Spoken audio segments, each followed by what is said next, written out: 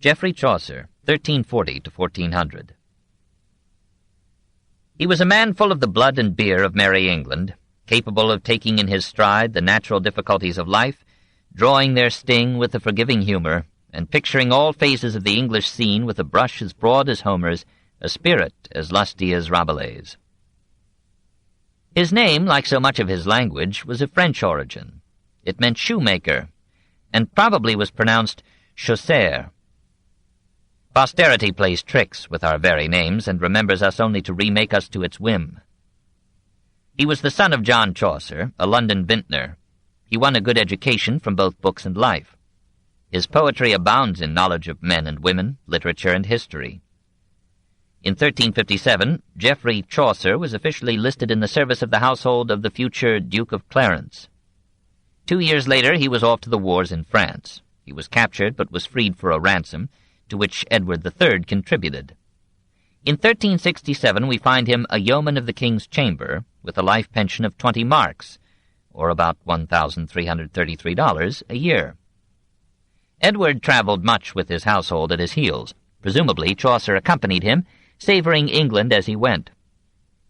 In 1366, he married Philippa, a lady serving the Queen, and lived with her in moderate discord till her death.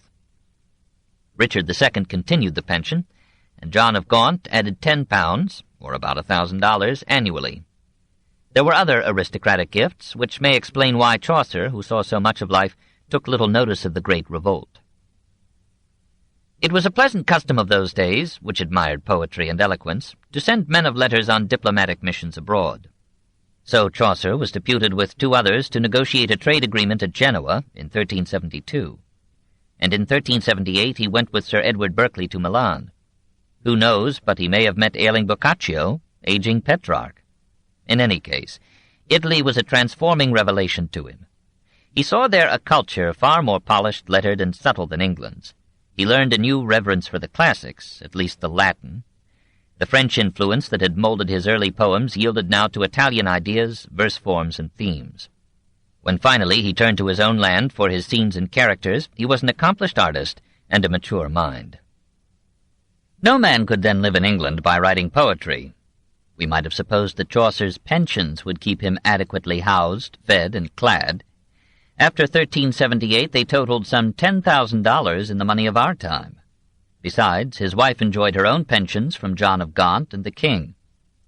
In any case, Chaucer felt a need to supplement his income by taking various governmental posts. For 12 years, from 1374 to 1386, he served as Controller of the Customs and Subsidies, and during that time he occupied lodgings over the Aldgate Tower. In 1380 he paid an unstated sum to Cecilia Champagne for withdrawing her suit against him for rape.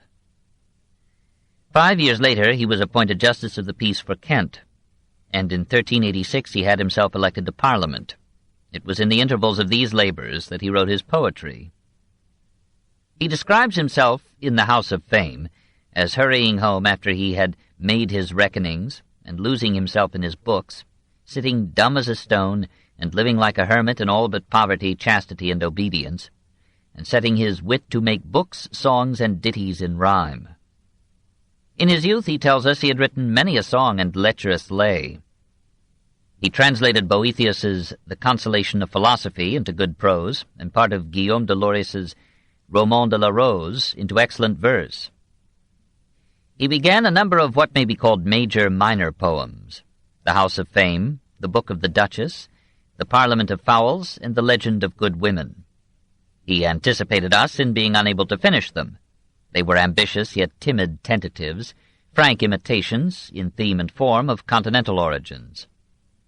In his finest single poem, Troilus and Cressida, he continued to imitate, even to translate.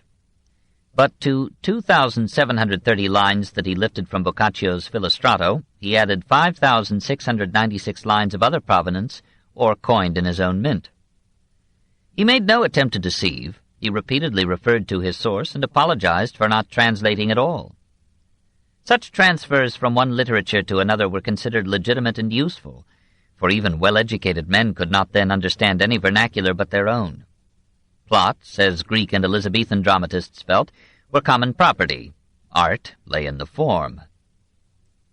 Despite all discounts, Chaucer's Troilus is the first great narrative poem in English. Scott called it long and somewhat dull, which it is. Rossetti called it perhaps the most beautiful narrative poem of considerable length in the English language, and this too is true. All long poems, however beautiful, become dull. Passion is of poetry's essence, and a passion that runs to 8,386 lines becomes prose almost as rapidly as desire consummated. Never were so many lines required to bring a lady to bed, and seldom has love hesitated, meditated, procrastinated, and capitulated with such magnificent and irrelevant rhetoric, and melodious conceits, and facile felicity of rhyme. Only Richardson's Mississippi of prose could rival this Nile of verse in the leisurely psychology of love. Yet even the heavy-winged oratory, the infinite wordiness, the obstructive erudition obstinately displayed, failed to destroy the poem. It is, after all, a philosophic tale of how woman is designed for love, and will soon love B if A stays too long away. It has one character livingly portrayed, Pandarus, who in the Iliad is the leader of the Lycian army in Troy, but here becomes the exuberant, resourceful, undiscourageable go-between to guide the lovers to their sin, and thereby hangs a word.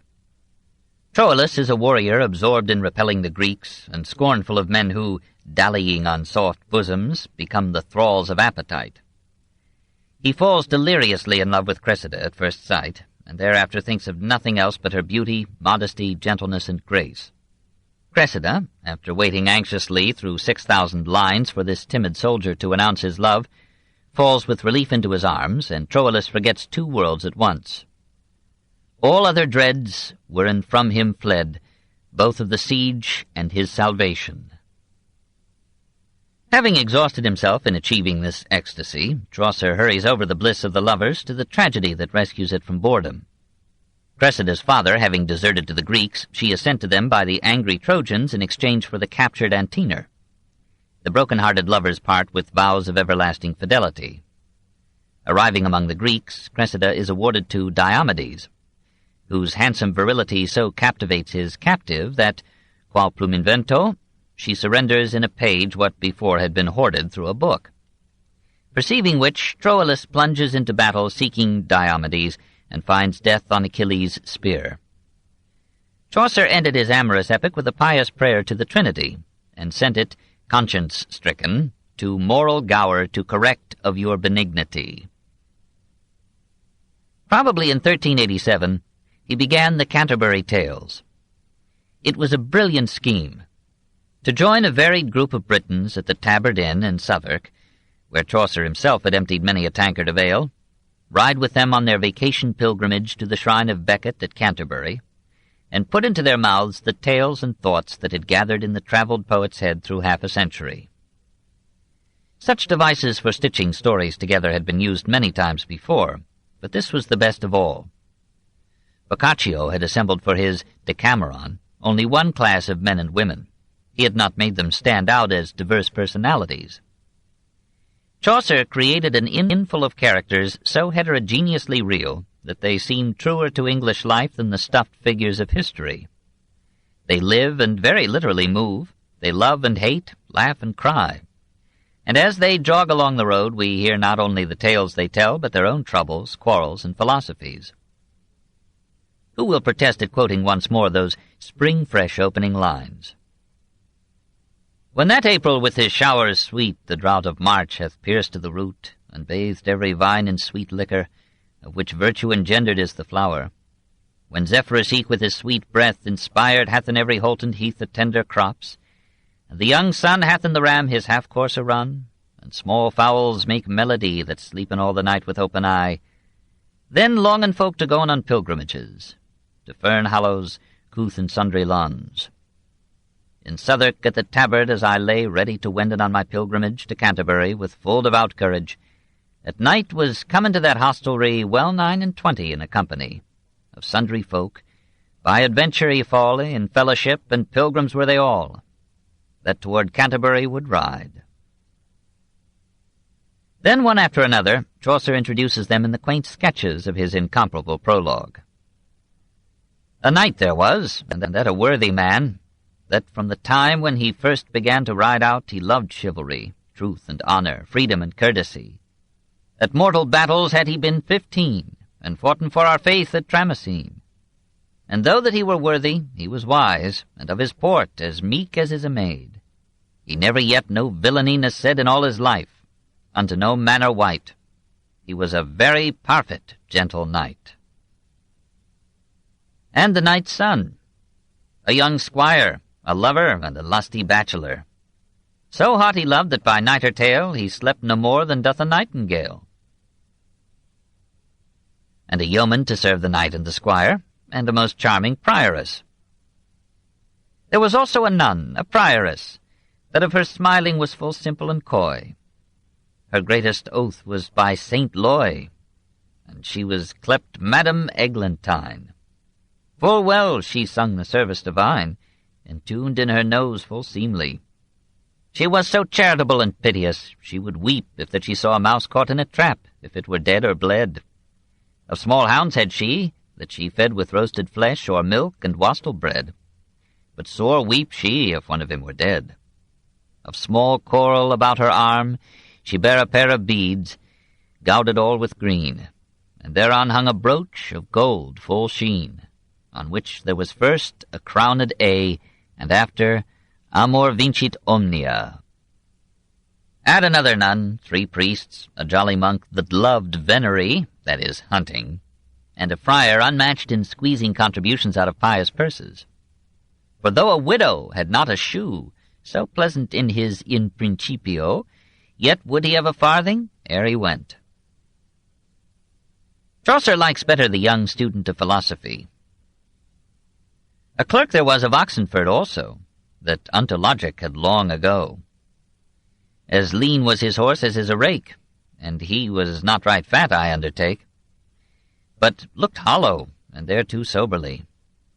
Full threadbare was his overest courtepy, for he had getten him yet no benefice, nay was so worldly for to have office. For him was liever have at his bed's head 20 books, clad in black or red, of Aristotle and his philosophy, than robes rich, or filthful, or gay sultry. Of study took he most cure and most heed, not a word spake he more than was need.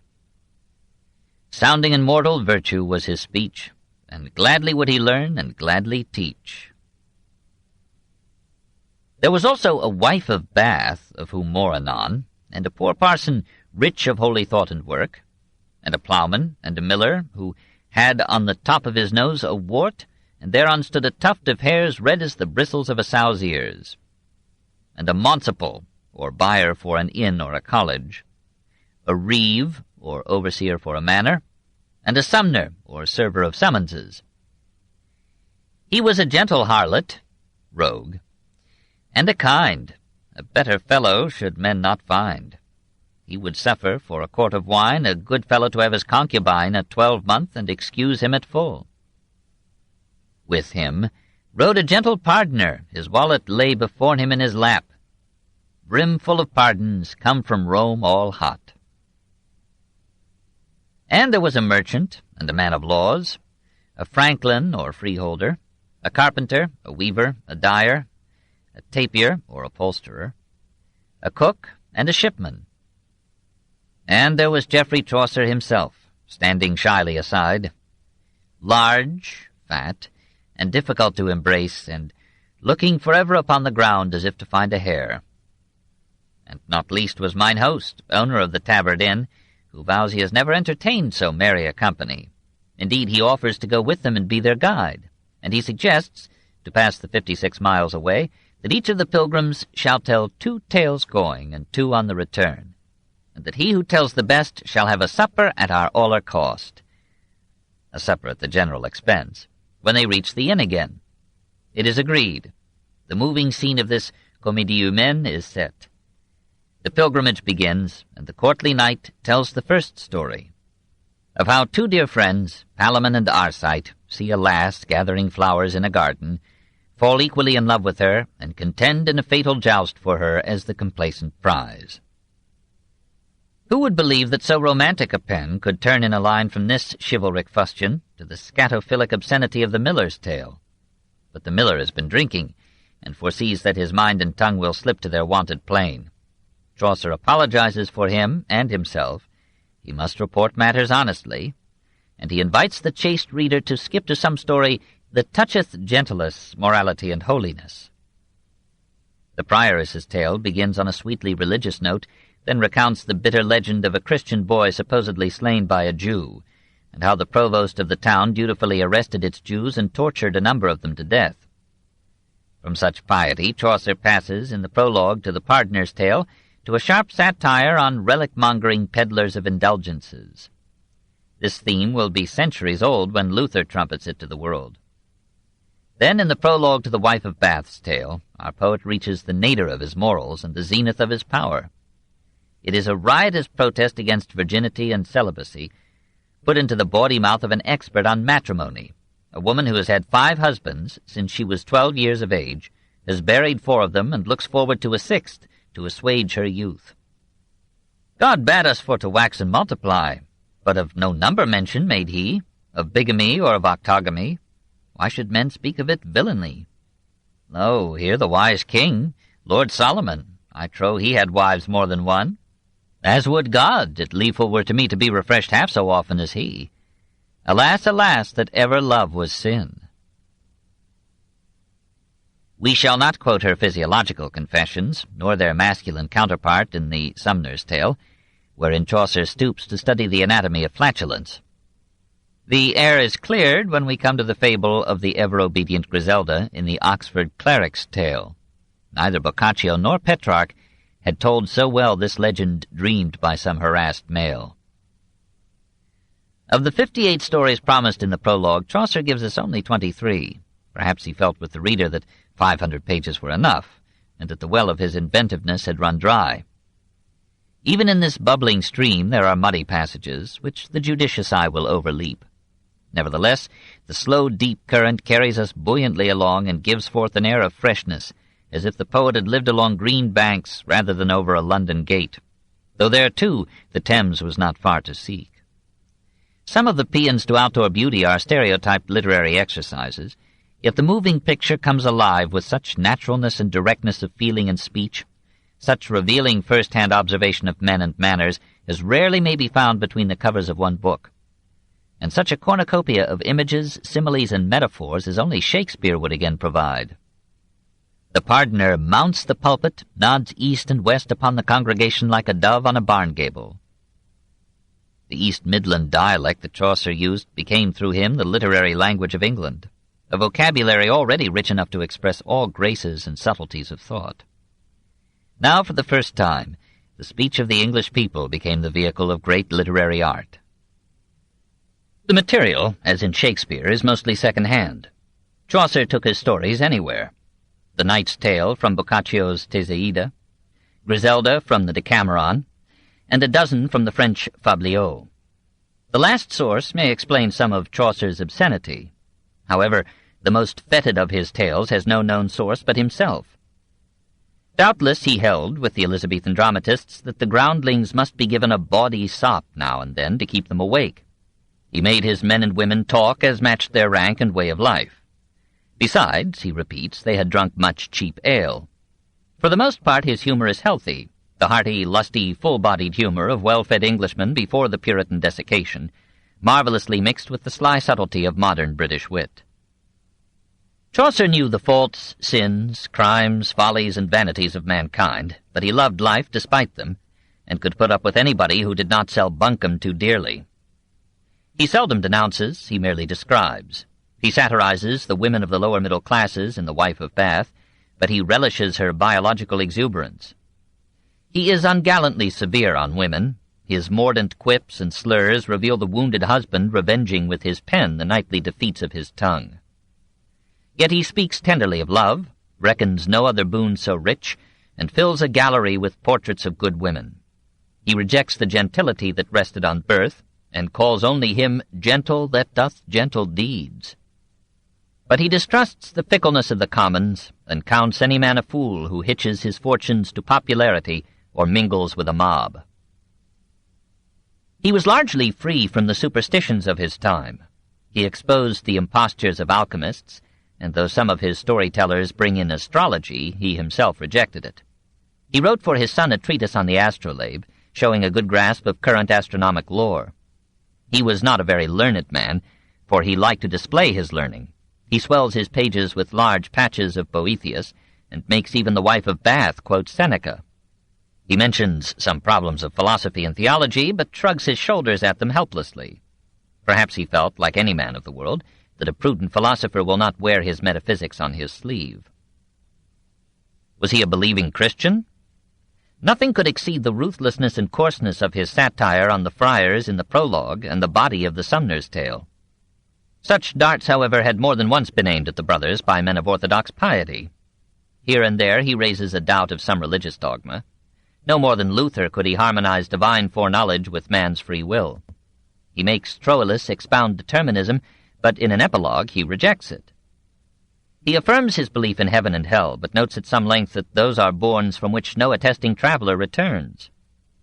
He is disturbed by evils apparently irreconcilable with an omnipotent benevolence, and makes Arcite question the justice of the gods with reproaches as bold as Omar Khayyam's. O cruel gods, that govern this world with binding of your word etern, and written in the table of adamant your parliament, and your etern grant, what is mankind more unto your hold than is the sheep that rouketh in the fold? For slain is man right as another beast, and dwelleth eke in prison and arrest, and hath sickness and great adversity, and oft times guiltyless pardie. What governance is in this prescience, that guiltiness tormenteth innocence? And when a beast is dead, he hath no pain, but man, after his death, must weep and plain. The answer of this I leave to divines. In later years he tried to recapture the piety of his youth. To the unfinished Canterbury Tales he appended a Prece de Chaucer, or Prayer of Chaucer, begging forgiveness from God and man for his obscenities and worldly vanities, and proposing, unto my live's end, to bewail my guilts and to study to the salvation of my soul. In those last years his joy in life yielded to the melancholy of a man who, in the decay of health and sense, recalls the carefree lustiness of youth. In 1381 he was appointed by Richard II clerk of our works at our Palace of Westminster and other royal residences. 10 years later, though he was little more than 50, his health seems to have broken down. In any case, his tasks proved too much for his strength, and he was relieved of his office. We do not find him in any later employment. His finances failed, and he was reduced to asking the king for 6 shillings 8 pence. In 1394, Richard granted him a pension of £20 a year for life. It was not enough. He asked the king for a yearly hogshead of wine, and received it in 1398, and when in that year he was sued for a debt of £14, he could not pay it. He died on October 25th, 1400, and was buried in Westminster Abbey, the first and greatest of the many poets who there again bear the beat of measured feet.